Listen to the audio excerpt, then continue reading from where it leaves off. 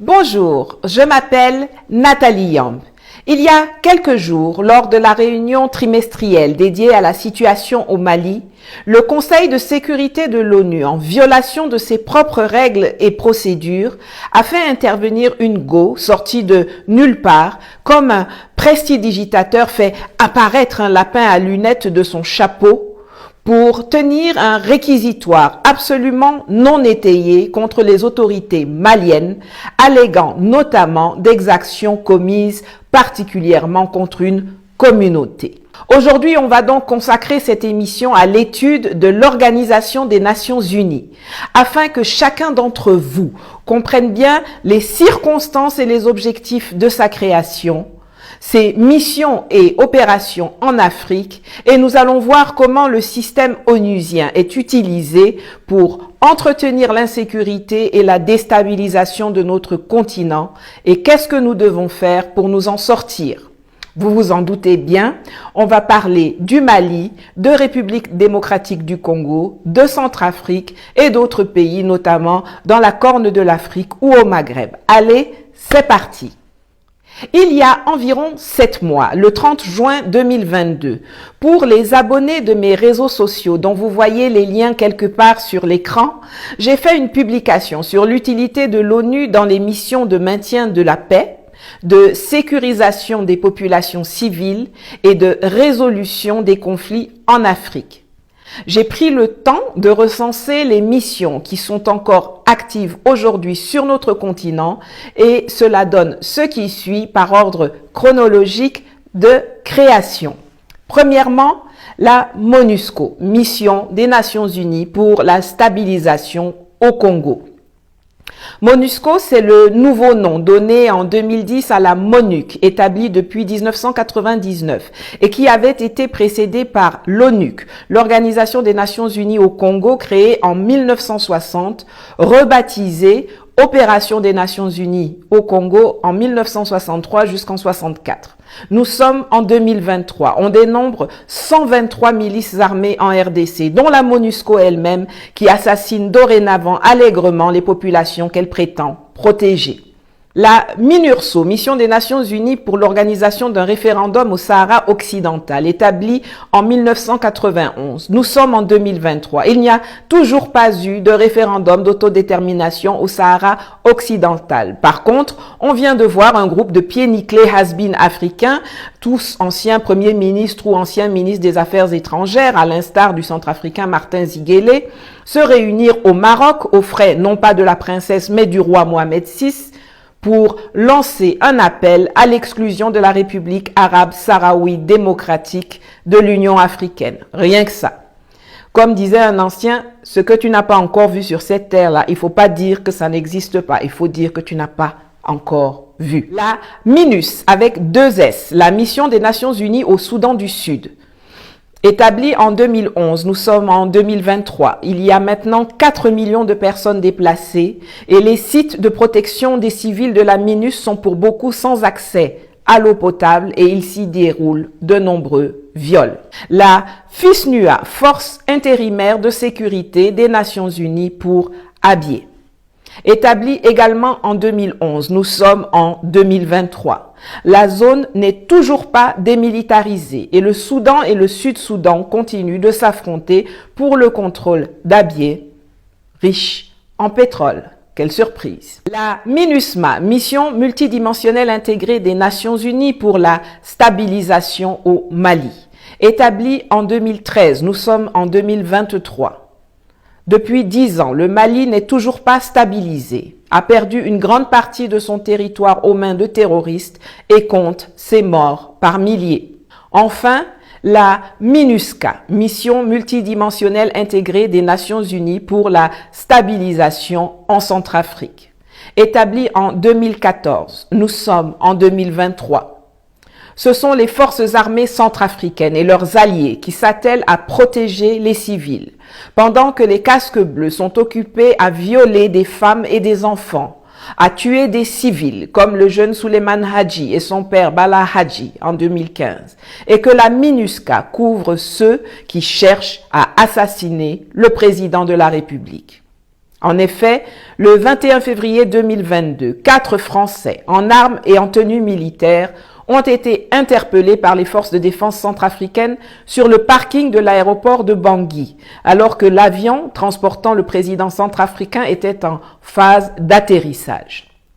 Après leur arrestation et le lancement d'une enquête par le procureur de la République, on a vu l'état-major français et surtout la MINUSCA s'agiter pour tenter de justifier la présence de ces individus dont les intentions étaient clairement d'éliminer le président Touadéra. Les missions onusiennes prétendent toujours avoir pour objectif de stabiliser la situation dans les pays où elles opèrent. Sauf que, lorsqu'elles s'y déploient, la situation est totalement mélangée. C'est d'ailleurs le mélangement là qui justifie leur arrivée. Donc, quand elles viennent, elles ont pour mission de stabiliser le désordre existant, c'est-à-dire de le maintenir en l'état et de faire en sorte qu'il ne bouge pas, qu'il ne soit pas évacué, qu'il ne régresse pas et que rien ne change, ou alors seulement pour empirer. Et c'est comme ça que vous les voyez entretenir les conflits, l'insécurité, l'animosité, la division, la précarité. Car cette situation justifie leur présence et donc leur existence, leur gros salaire, leur belle voiture, les voyages en business et en première classe, les frais de mission, les enfants dans les écoles internationales à 15 000 $ l'année, le statut et l'immunité diplomatique, les ventes et achats d'armes, les juteux contrats de sous-traitance passés avec de grosses boîtes internationales qui se nourrissent goulûment de la guerre et de la mort en Afrique. Ce sont des parasites nuisibles. C'est toujours dans le sillage des missions onusiennes que des opérations de déstabilisation de pays africains sont menées, soit directement, soit indirectement. Directement comme en RDC, où les troupes de la MONUSCO non seulement ne combattent pas les milices rebelles et sanguinaires qui déciment les civils et pillent les ressources de l'Est du pays au profit d'États voisins, mais au contraire se sentent suffisamment à l'aise pour tirer sur les populations qu'elles sont censées protéger en assassinant, fin juillet 2022, 32 citoyens congolais qui réclamaient leur départ et en blessant des dizaines d'autres, dont des enfants. À Butembo, en RDC, une foule s'était rassemblée vendredi autour des cercueils des victimes tuées lors des manifestations contre l'inefficacité de la MONUSCO en début de semaine. Au moins 10 civils y ont perdu la vie, ainsi que 3 casques bleus. Je suis congolais. Je pleure pour mes frères qui sont tués à Rutshuru, à Kimbumba, à Kiwanja. Vous verrez que c'est la MONUSCO qui commence à amener des bandits ici chez nous au Congo. Ça, c'est ce qui s'est passé hier. Mais la déstabilisation du Congo via l'ONU remonte aux années 60. Ce sont des choses que l'on ne nous apprend pas à l'école. Nous allons donc faire un petit retour en arrière pour combler certaines lacunes. Comment l'ONU arrive au Congo en 1960? Eh bien, tout simplement suite à des exactions commises, encore une fois, par l'armée coloniale belge. En effet, quelques jours après l'indépendance tchatcha du Congo, la Belgique, qui l'avait encore en travers de la gorge, mène, sous de prétextes fallacieux, une intervention militaire dans le pays. L'alors secrétaire général de l'ONU, le Suédois Dag Hammarskjöld, décide d'y envoyer 16 000 hommes pour s'interposer et de se rendre lui-même sur place plus tard, en espérant convaincre Moïse Tshombe, le pion local des Occidentaux, il en faut toujours un, de mettre fin à la sécession katangaise et de rejoindre le reste du Congo indépendant. En poste depuis 1953, Dag Hammarskjöld, Monsieur H, comme l'appelaient ceux qui n'arrivaient pas à prononcer son nom, n'était pas en odeur de sainteté auprès des puissances membres permanentes du Conseil de sécurité.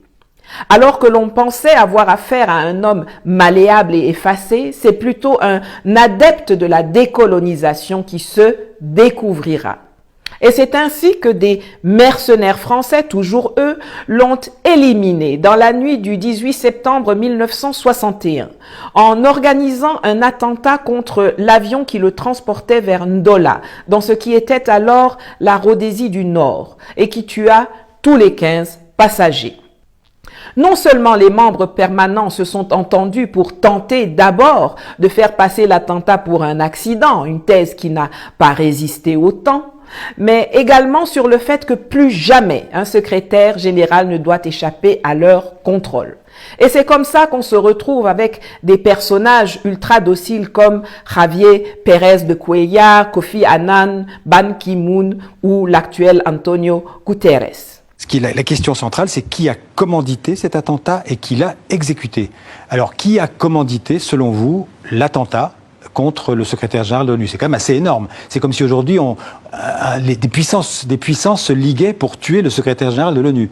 C'est ce qui s'est passé en 61. On peut subodorer que c'est ce qui s'est passé. 58 ans plus tard, on a des archives qui émergent au compte-gouttes, malgré un énorme magma d'archives non déclassifiées. On trouve des choses maintenant dans les archives belges, anglaises. On trouve des dirigeants occidentaux qui sont très hostiles à Dag Hammarskjöld et qui expriment cette hostilité dans certains télégrammes diplomatiques et qui disent qu'il faut faire quelque chose contre cet enquiquineur qui dirige les Nations Unies. Est-ce que vous pouvez être un petit peu plus précis? Quels sont ces dirigeants étrangers, occidentaux, qui veulent la peau de Dag Hammarskjöld?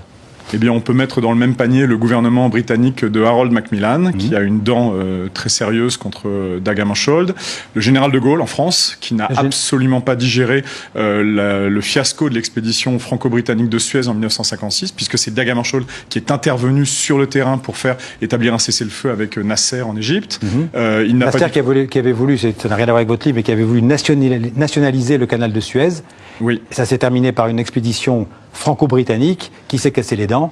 Et donc, De Gaulle s'en souvient. Les Français et les Anglais se souviennent que Dag Hammarskjöld les a forcés à réembarquer en imposant ce cessez-le-feu. De Gaulle n'a pas du tout apprécié que Dag Hammarskjöld veuille saisir le Conseil de sécurité sur les problèmes de police en Algérie, ce qu'on n'appelle pas encore la guerre d'Algérie. Et puis il y a eu la crise de Bizerte, 2 mois avant la mort de Hammarskjöld, où Hammarskjöld, encore une fois, est allé en Tunisie sur le terrain et s'est fait physiquement secouer par les parachutistes français. Pour ceux que cela intéresse, je mets dans la barre d'infos le lien de la palpitante enquête de Morin-Picard. Ils ont tué Monsieur H. L'on dit souvent que la route de l'enfer est pavée de bonnes intentions. La mission de paix que Hammarskjöld avait dépêchée au Congo devait aussi servir à ménager l'ancien colonisateur en essayant de lui sauver la face au regard des exactions commises. En sciences politiques, on apprend que lorsque l'on ménage un ancien colonisateur, en réalité, on l'arrange. Ils ont tout fait pour que la Belgique ne perde pas la face au Congo en 1960. Je vous ramène encore un peu plus loin dans l'histoire. Après la conférence de Yalta qui s'est déroulée en février 1945 et dont je vous parlais plus en détail dans cette vidéo que je vous recommande de regarder après celle-ci, au moment de la création de l'ONU et de l'adoption de sa charte par 51 États à San Francisco, le 24 octobre 1945, certains pays étaient des colonies ou en passe de l'être, puisque des guerres de conquête coloniale étaient encore en cours ou à venir, et n'étaient donc pas des États membres de l'organisation. Mais entre 1960 et 1975, toute une flopée de pays a accédé à l'indépendance. Déjà, à ce moment, le fonctionnement de l'ONU n'était plus adapté à la réalité géopolitique du monde. Mais maintenir les structures et le fonctionnement de 1945, alors que l'organisation compte dorénavant 193 États membres, est tout simplement une aberration totale en 2023. Et tous les États qui encouragent le statu quo sont intéressés par le maintien du désordre créé par l'ONU en Afrique et ailleurs dans le monde.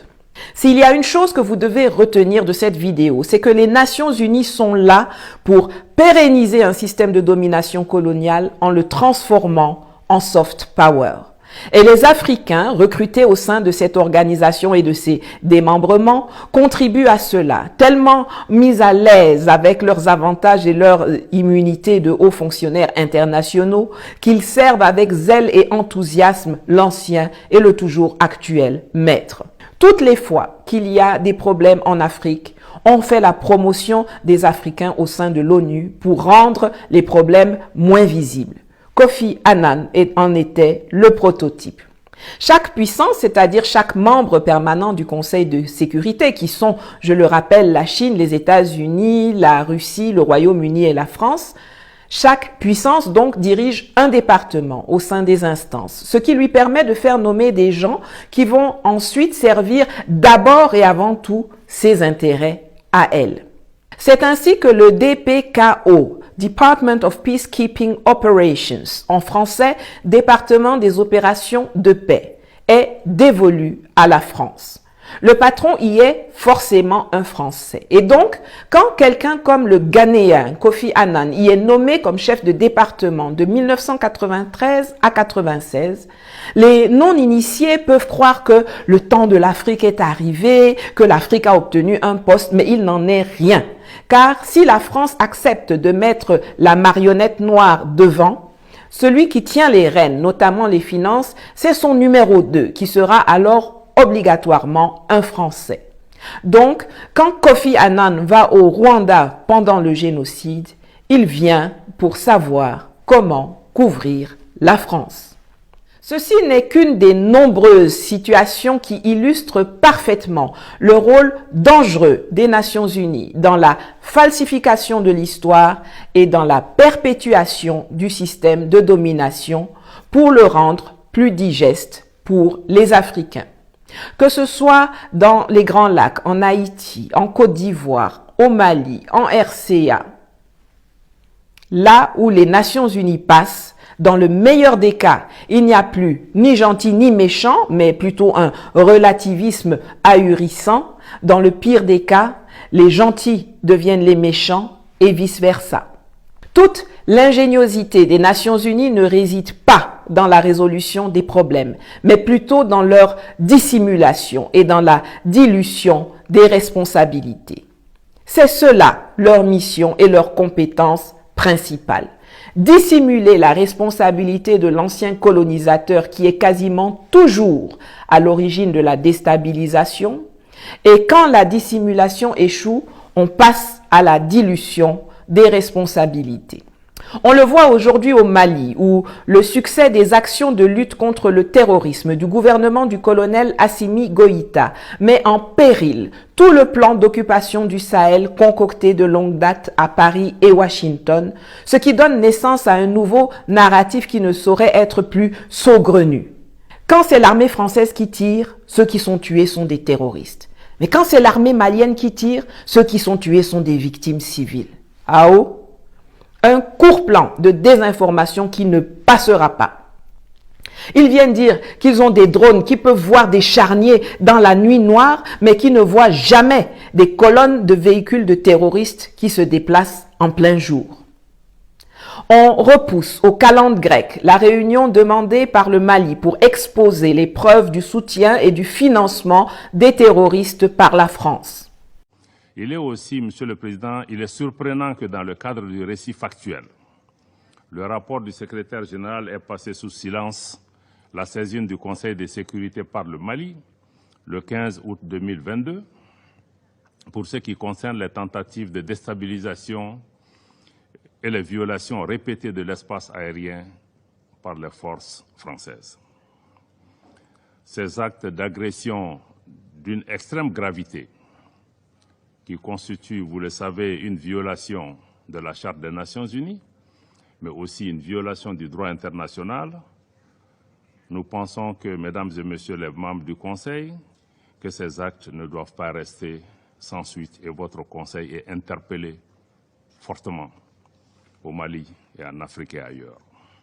C'est pourquoi le gouvernement renouvelle sa demande d'avoir une réunion spécifique du Conseil de sécurité qui lui donnera l'occasion de présenter des preuves concrètes des actes de duplicité, d'espionnage et de déstabilisation de la France à l'encontre du Mali, y compris le partage de renseignements et le largage de matériel au profit d'organisations criminelles qui sont à l'origine de l'insécurité et des violences contre les populations civiles populations civiles qui, mesdames et messieurs, attendent du Conseil de sécurité qu'il assume sa responsabilité principale de maintien de la paix et de la sécurité internationale.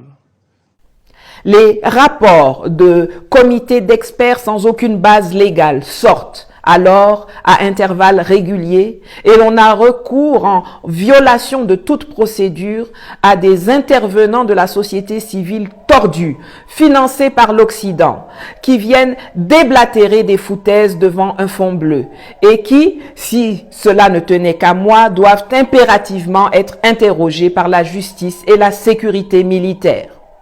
Dans le cas le plus récent, on a même eu droit à un mensonge éhonté du président actuel du Conseil de sécurité, un triste sire japonais du nom de Ishikane Kimihiro, qui, confronté aux protestations légitimes de la partie malienne, a murmuré que l'ambassadeur du Mali avait été informé de l'intervention de la binoclée, ce qui est totalement faux. L'ONU est aussi la championne des interventions indirectes, comme l'illustre de façon resplendissante l'épopée des 49 Ivoiriens qui ont débarqué avec armes et faux passeports le 10 juillet 2022 à l'aéroport Modibo Keïta de façon tout à fait illégale, sans l'autorisation du gouvernement malien et qui ont été incarcérés à Bamako. Ces soldats, majoritairement issus des forces spéciales, étaient équipés de leurs armements et de munitions de guerre, mais ayant dissimulé leur réelle profession en se faisant passer sur leur passeport pour des étudiants, chauffeurs, maçons,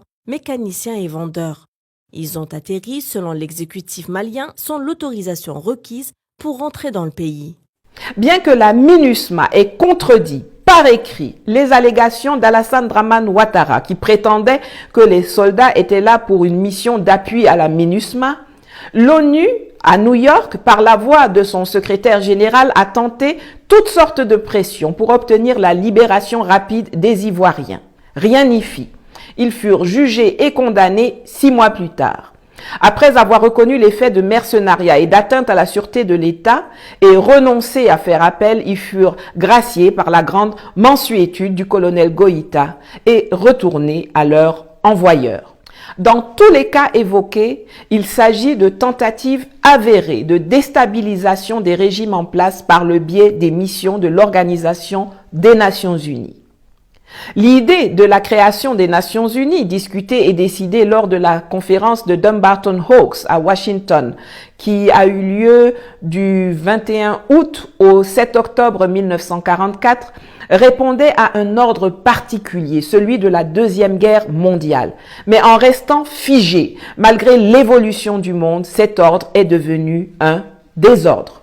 Les Nations Unies continuent de laisser la France gérer les pays africains comme s'ils faisaient encore partie de l'empire colonial français, alors que leur indépendance a été actée et reconnue depuis plus de 60 ans. Or, les pays qui rejoignent l'ONU après leur accession à l'indépendance ne peuvent pas continuer d'être gérés comme s'ils ne sont rien. Et c'est pourtant exactement ce qui se passe aujourd'hui. L'ex-président du Zimbabwe, feu Robert Mugabe, avait crié son ras-le-bol de cette situation au secrétaire général de l'ONU d'alors, Ban Ki-moon, à la tribune de l'Union africaine le 30 janvier 2016. Magnéto. We are supposed to be free and independent, Mr. Ban Ki-moon. Supposed to be free, the 54 countries.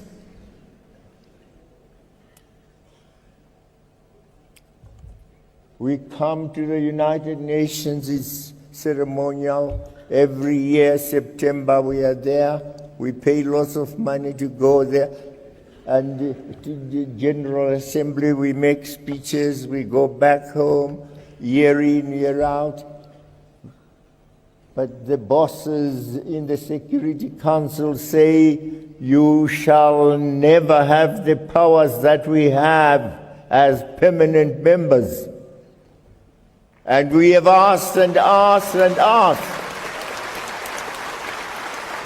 And asked and asked. Reform the Security Council. Les chefs d'État africains doivent comprendre deux choses. D'abord que les problèmes de l'Afrique doivent se régler au niveau de l'Union africaine. Point. Comment vous pouvez être d'accord avec le fait que quand il y a des problèmes chez nous, ce sont des tchotchoros comme l'Albanie, la Pologne, la Suisse, l'Irlande qui viennent mettre leur bouche dedans? Comment pouvez-vous vous désintéresser à ce point des ennuis et du destin des voisins?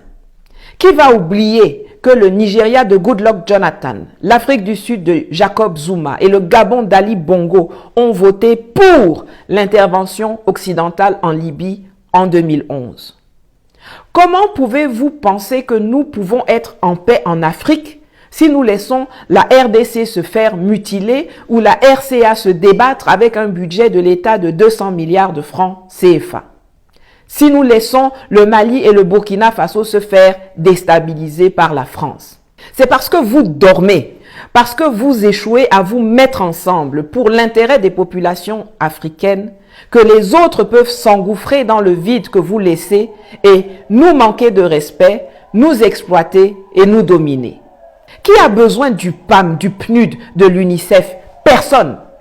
Portons à la tête de nos États des dirigeants responsables, patriotes et intègres et l'on s'en passera tranquillement.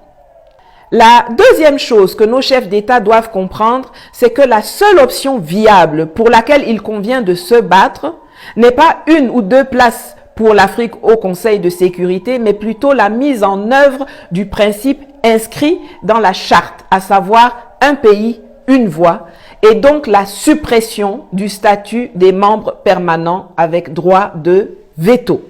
Il y aura alors des années où aucune grande puissance ne sera membre du Conseil de sécurité. Elles devront utiliser leur diplomatie pour convaincre et non plus leur droit de veto pour imposer. Fini le système de porte-plume. Et si les tenants coloniaux de l'ONU s'y opposent, alors il faut tout simplement quitter cette organisation et créer autre chose. La configuration politique et géostratégique mondiale actuelle plaide d'ailleurs pour cette dernière possibilité. L'ONU a vécu. Assurons-nous d'être dans la salle et à la table des négociations lorsque le nouvel ordre mondial sera discuté et adopté. Pour finir, les missions d'opération de paix n'ont absolument plus leur raison d'être. La MINUSMA, la MONUSCO, la MINUSCA, la MINUSRO et les autres doivent dégager d'Afrique, tout comme l'armée d'occupation française. Il y a 73 288 civils et 72 586 militaires employés de l'ONU qui ne servent à rien au sein de missions au mieux inutiles, mais le plus souvent nuisibles. Renvoyez-les chez eux, ça fera des charges en moins. Et si l'ONU veut aider, ce doit uniquement se faire sous la forme d'envoi d'armes ou d'argent aux gouvernements concernés pour que ceux-ci puissent s'équiper selon leurs besoins et défaire les terroristes, milices et rebelles qui endeuillent leur pays. Les forces armées du Mali, du Burkina Faso, de RCA et de RDC feront alors le travail sur le terrain, comme cela se fait avec l'Ukraine. Voilà une guerre qui perdure en plein centre de l'Europe depuis 1 an. Mais on n'a pas entendu qu'on y a déployé la mission multidimensionnelle intégrée des Nations Unies pour la stabilisation de l'Ukraine. La plaisanterie onusienne a assez duré. Ce sera tout pour aujourd'hui. Si cette vidéo vous a plu ou vous a été utile, n'oubliez pas de vous abonner, de mettre un pouce levé, de partager, de laisser un commentaire et aussi de contribuer financièrement à mes cagnottes dont les liens sont en dessous pour me permettre de continuer à produire du contenu éducatif pour l'éveil de la conscience africaine, car préparer ces vidéos, c'est énormément de travail et de recherche, je pense que vous le savez. Merci et à bientôt.